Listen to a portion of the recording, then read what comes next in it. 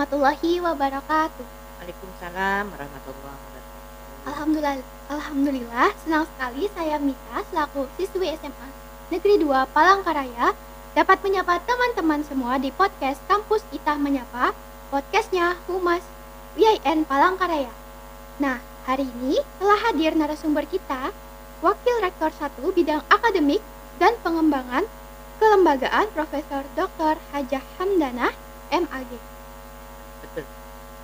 Ya, di sini Mita kan dari SMA Negeri 2 Palangkaraya nih, Bun. Nah, Mita ini mau bertanya beberapa pertanyaan tentang mengenai IAIN Palangkaraya. Nah, untuk di SMA Negeri itu kan jarang terdengar tentang Universitas Islam. Kebanyakan banyak yang umum kan, Bun. Makanya Mita di sini mau bertanya tentang IAIN Palangkaraya. Nah, Bunda, boleh cerita sedikit nggak asal muasal terbentuknya IAIN Palangkaraya? Oke, makasih Nanda Mita atas kesempatan diberikan kepada Ibu pada hari ini. Kalau disuruh bercerita tentang yang Palangkaraya sebenarnya ceritanya panjang sekali.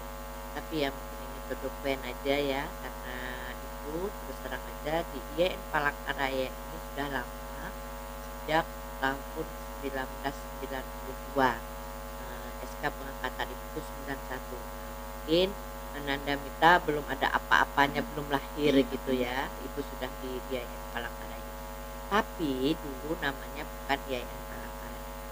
Ketika ibu berada di sini, yang pertama itu namanya adalah IAIN Antasari Banjarmasin cabang Palangkaraya. Jadi dulu di sini kita ini berinduk di Banjarmasin, di IAIN Banjarmasin. Yang sekarang IAIN Banjarmasin itu menjadi UIN Antasari Banjarmasin sekarang ini.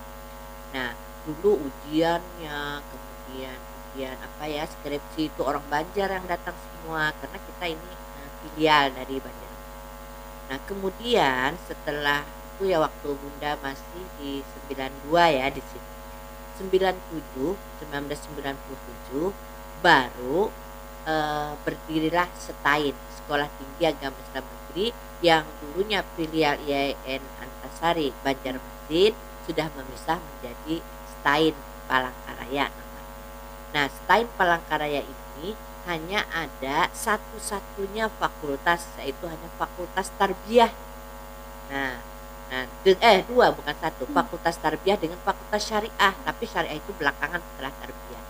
Nah, setelah itu 1992 Bunda jadi dosen, kan dosen tidak pernah kemana-mana. Kemudian Bunda ditunjuk sebagai ketua jurusan pada saat itu tahun 1992, kemudian tahun 2008 sampai 2012 Bunda dipercayakan menjadi pembantu ketua STAIN dulu ya, pembantu ketua STAIN 3 yang menangani mahasiswa.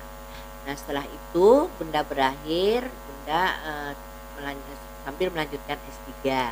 Nah, setelah itu tahun 2014 ya, 2014 setelah 2012 Bunda keluar, 2014 STAIN menjadi IAIN. Nah, menjadi IAIN Palangkaraya. Nah, lalu sampai sekarang nih menjadi IAIN Palangkaraya.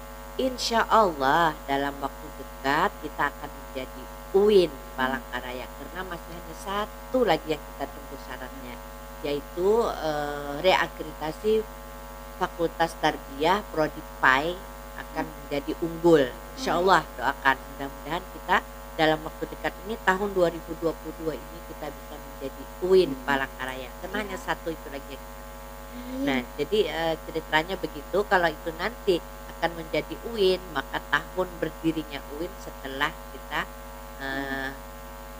dikasih SK untuk menjadi UIN. Kalau tahun 2022 alhamdulillah berarti tahun ini kita akan menjadi Universitas Islam Negeri Palangkaraya yang satu-satunya di Kalimantan Tengah ya. Tidak ada di Kalimantan Tengah Universitas Islam. IAIN juga di Kalimantan Tengah satu-satunya ya. Kalau STAI itu kan swasta ya, yang negeri itu bukan. Nah, gitu Nanda. Menarik sekali ya Bunda. Baik, lanjut, apa sih yang membedakan antara IAIN Palangkaraya sama universitas ya pada umumnya, Bunda? Oke. Jadi kalau IAIN Palangkaraya, dia itu kan Institut Agama Islam Negeri. Dia memiliki fakultas, empat, empat. Ada fakultas tarbiyah, etik, namanya fakultas tarbiyah dan ilmu keguruan. Ada fakultas syariah yang kita singkat dengan FASya. Ada fakultas usuluddin, adab dan dakwah yang kita singkat dengan FUAD. Kemudian ada fakultas PEBI, fakultas ekonomi dan bisnis Islam. Nah, dari 4 fakultas itu kita menyebar berbagai macam prodi, program studi di masing-masing fakultas. Nah, bedanya dengan UIN kalau kita nanti menjadi UIN, nah kalau sekarang ini fakultas-fakultas itu semuanya ini kan apa ya, tanda kutip ya, artinya dosennya, mahasiswanya itu adalah orang Islam semua. Ya. Kemarin pernah ya ada yang melamar dari orang Kristen mau menjadi dosen. Jadi Bunda bilang, ya mohon maaf kami di sini kan hanya menerima dosen yang Islam, melamar jadi dosen honor gitu. Nah, tetapi nanti kalau sudah menjadi Universitas Islam Negeri, kita tidak bisa lagi hanya mengkhususkan ke Islam. Kenapa? Karena kita akan membuat prodi-prodi fakultas lagi, fakultas kesehatan umpamanya, farmasi begitu. Nah, itu umum begitu. Jadi orang dari non muslim pun sebenarnya boleh masuk. Jadi berbagai prodi tambahan. Nah, masih banyak prodi-prodi itu. Karena ya terus terang kita di sini prodinya untuk S1 itu jumlahnya 19 prodi. Tapi kalau sudah nanti menjadi UIN, nah itu sudah luar biasa nanti banyaknya. Jadi prodi-prodi umum yang khusus itu akan ada nanti. Insya Allah. Ya itu Nanda ya. Iya, keren banget nih Bun. Berarti untuk saat ini masih dalam prodi-prodi yang khusus untuk Islam aja ya Bun? Iya, Belum. yang mahasiswanya yang Islam aja dulu, karena prodinya juga prodi kita juga sebenarnya ada umum tapi itu tadris ya. Ada tadris fisika, ada tadris biologi, ada tadris bahasa Inggris. Nah, tapi itu semua prodi itu masih di lingkup di bawah naungan Fakultas Tarbiyah dan Ilmu Keguruan. Yang itu tadris itu artinya tadris itu kan artinya pendidikan. Jadi pendidikan biologi, pendidikan fisika, pendidikan bahasa Inggris.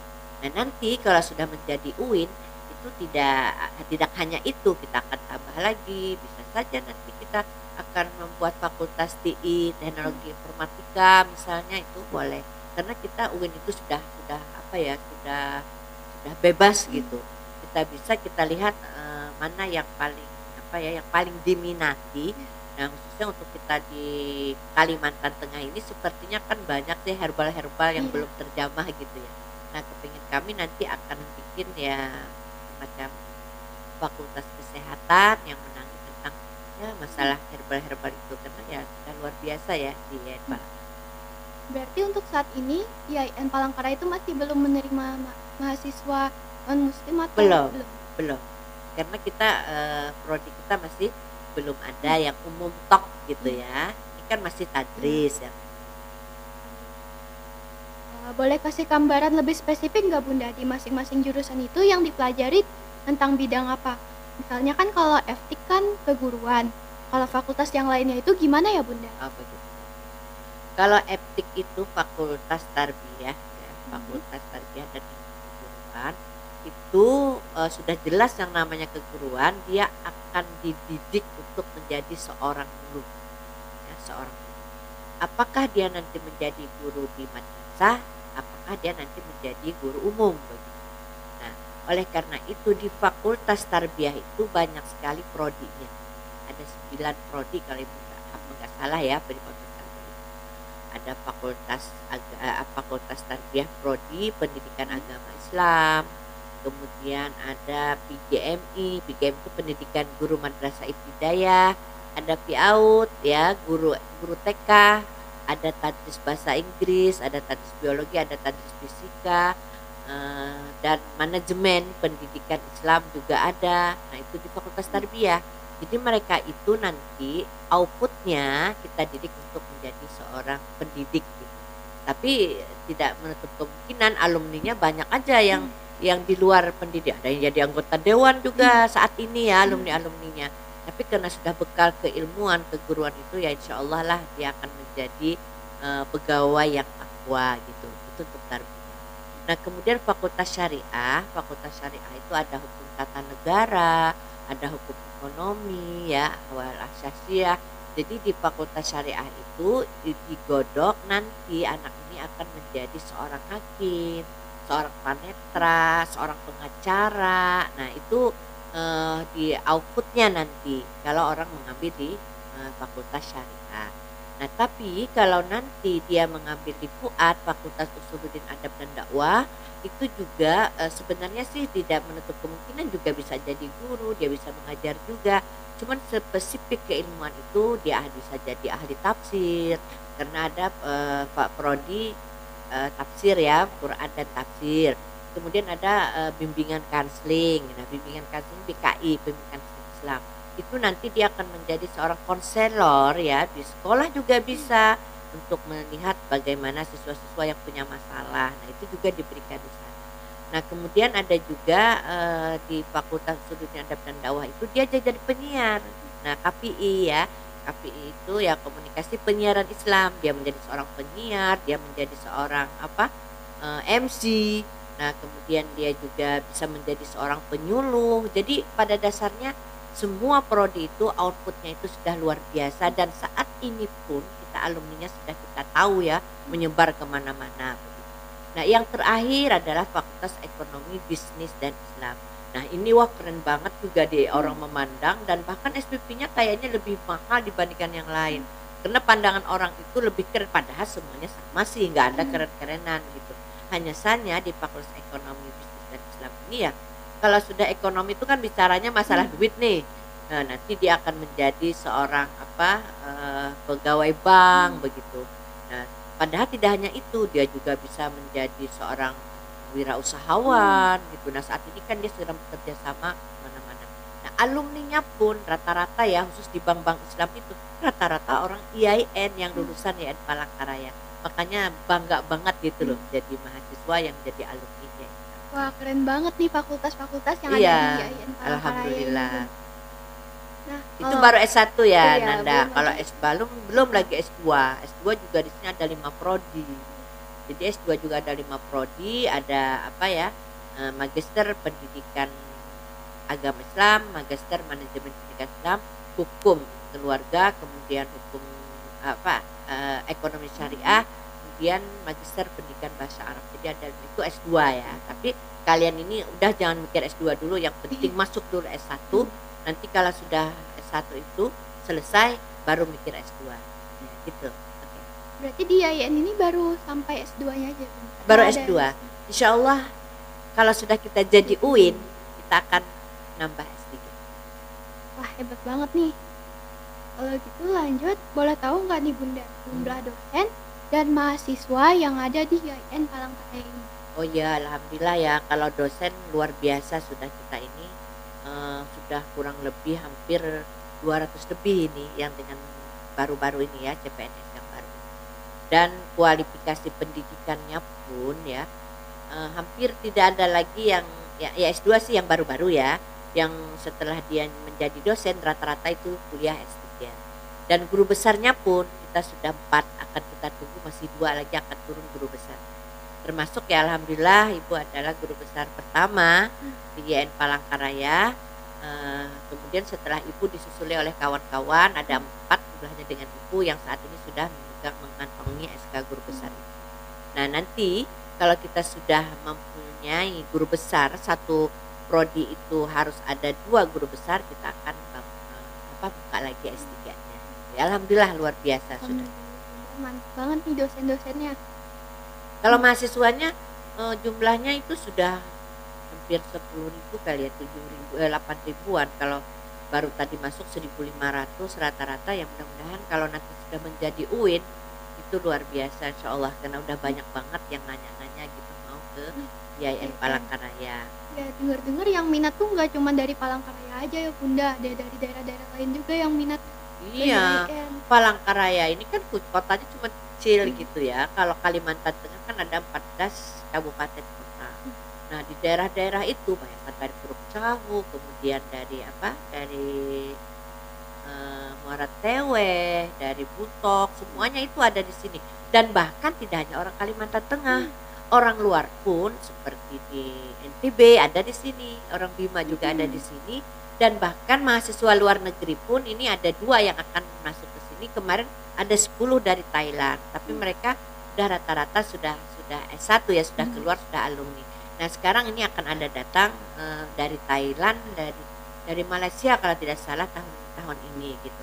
Jadi bukan hanya lokal tetapi nasional dan bahkan internasional. Malah ibu punya punya cita-cita gitu. Kalau toh nanti ada banyak mahasiswa asing maka akan buka nanti kelas internasional yang khusus nanti orang-orang asing yang komunikasinya pun ya bahasa pengantarnya pun bahasa asing gitu. Kalau sudah nanti mahasiswa orang luar itu banyak.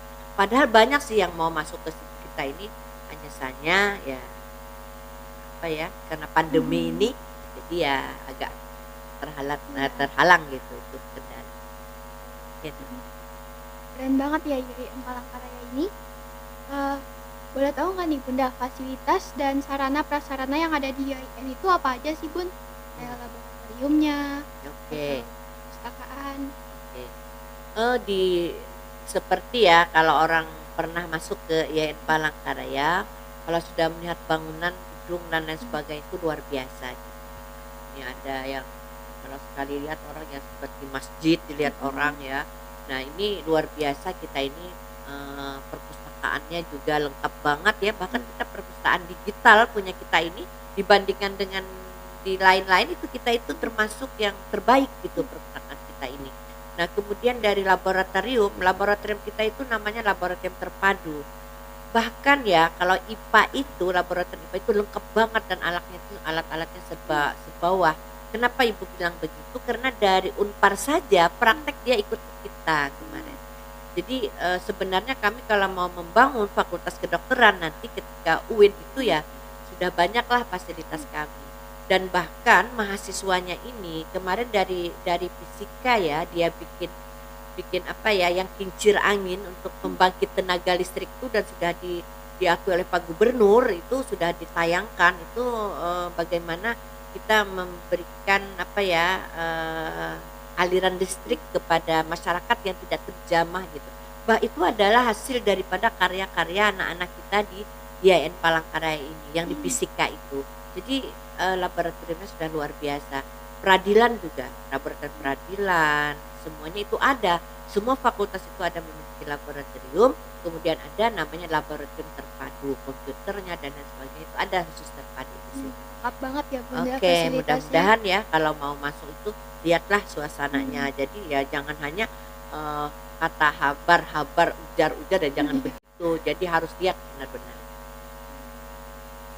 Ini sebelum pertanyaan terakhir ya Bunda, prestasi akademik yang telah dicapai di IAIN itu apa saja sih Bunda?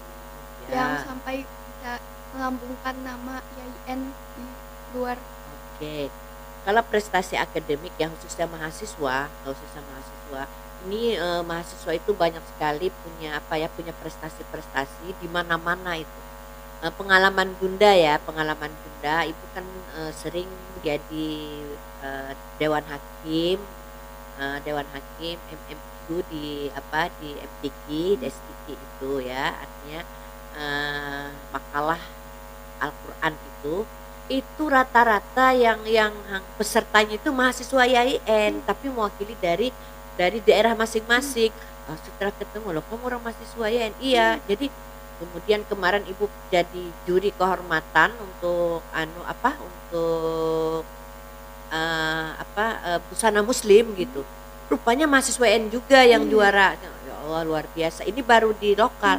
Kemudian tingkat nasional itu jago bahasa Inggris itu kalau dia sudah tampil dengan berpidato, lomba pidato berbahasa Inggris, bahasa Arab itu, ya alhamdulillah lah fakultas tadbiyah itu tadris bahasa Inggris DBE namanya itu tampil kemarin kan di nggak salah di Pontianak itu. Nah kemudian tingkat di internasional juga dia menyajikan makalah-makalah, kemudian dia menjadi pemateri, kemudian dia juga pernah lomba-lomba juga gitu ya. Alhamdulillah selain itu prestasi kesenian juga. Nah, kalau bidang seni dan drum bandnya, vokalnya, kalau sudah suruh nyanyi itu jago-jago lah, rupanya banyak bakat-bakat terpendam begitu. Nah, alhamdulillah ya, mudah-mudahan ya Ibu berharap gitu ya. Kalau sudah masuk baru tahu gitu ya. Banyak banget ya prestasi-prestasi yang telah dicapai Ya, oleh nggak bisa Bunda sebutkan itu mahasiswa-mahasiswi satu-satu. Palangkaraya. Olahraga juga hebat Pak. Nah, pertanyaan terakhir nih Bun, kasih tipsnya dong Bun supaya kita ini yang kelas 12 nih, terutama teman-teman di luar sana juga yang ingin melanjutkan ke perguruan tinggi itu biar bisa memilih jurusan yang tepat, bukan jurusan yang salah. Oke. Jadi sebenarnya begini, supaya jurusan ini kan macam-macam prodi nih tadi ada, itu tergantung kepada minat masing-masing ya mau kemana. Yang intinya itu kita punya niat dulu untuk menjadi seorang mahasiswa. Kalau sudah kita mempunyai minat untuk menjadi seorang mahasiswa, insya Allah Allah akan memberikan kemudahan. Nah kalau misalnya dari jurusan IPA, misalnya di sini kan ada tadris fisika, tadris biologi, nah boleh. Kalau misalnya dia jurusan agama, dia bisa mengambil pendidikan agama, kemudian bisa mengambil manajemen pendidikan Islam. Kalau dia ada bakat untuk menjadi seorang guru PAUD ya, guru TK misalnya juga di sini ada. Nah, jadi saya berharap ya ada yang di kelas 12 ya. Di kelas 12 yang terakhir ini, yang terakhir jadi siswa, yang sebentar lagi akan jadi mahasiswa. Nah, itu silahkan pilih jurusan-jurusan yang Anda minati. Kalau sudah kita punya minat, kita nawaitukan, kita niatkan dengan baik, nah insya Allah Allah itu akan mengikuti sesuai dengan niat kita. Camkan bahwa masuk IAIN Palangkaraya itu mudah, jangan dibilang sulit, karena kata Allah, aku tuh sesuai dengan prasangka hambaku. Bila hambaku berprasangka itu sulit, maka akan sulit. Tapi kalau berprasangka mudah, insya Allah akan mudah. Sama dengan adik-adik, kalau mau ujian, anggaplah ujian itu mudah gitu. Insya Allah Allah akan berikan rahmatnya kepada kita. Nah, begitu. Jadi ya teman-teman, tips dari Bunda, semoga kita semua bisa masuk ke jurusan yang bakal kita minati nanti. Kemudian ini ya lagi satu Bunda, nilai plus kita itu adalah agama. Nah agama ini paling utama ya. Setinggi-tinggi ilmu apapun tanpa adanya akhlak yang baik gitu ya, gak mungkin kan orang kuliah di IAIN Palangkaraya dia kalau perempuan buka kerudung, gak mungkin kan baju pakai ya mini-mini yang pendek-pendek. Itu salah satu apalagi kalian sudah pernah di sekolah misalnya kayak ada ya pakai jilbab, jadi udah tidak asing lagi. Tapi kerennya lagi kalau sudah kuliah itu kan nggak lagi teratur harus seragam putih-putih kan. Nah itu namanya sudah mahasiswa itu di atas pada siswa, maha itu kan lebih daripada siswa. Jadi nilai plus agamanya itu luar biasa. Ya mudah-mudahan dengan akhlak yang ditanamkan ya di IAIN Palangkaraya ini akan bisa nanti diaplikasikan dimanapun dia berada ketika dia sudah selesai kuliah di IAIN Palangkaraya. Ya demikian. Nah mungkin sekian aja pertanyaan dari Mita. Semoga apa yang disampaikan oleh Bunda nanti bakal Mita sampaikan ke teman-teman semua, terutama teman-teman yang berminat kepada IAIN Palangkaraya.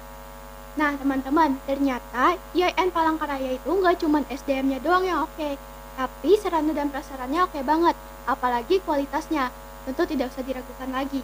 Nah semoga IAIN Palangkaraya bisa menjadi UIN secepatnya ya Bun. Amin ya robbal alamin. Oh ya, buat teman-teman yang mau masuk IAIN Palangkaraya bisa akses website yang ada di kolom deskripsi ya. Nah itu dia podcast episode 6.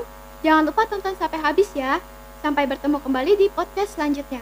Wassalamualaikum warahmatullahi wabarakatuh. Waalaikumsalam warahmatullahi wabarakatuh.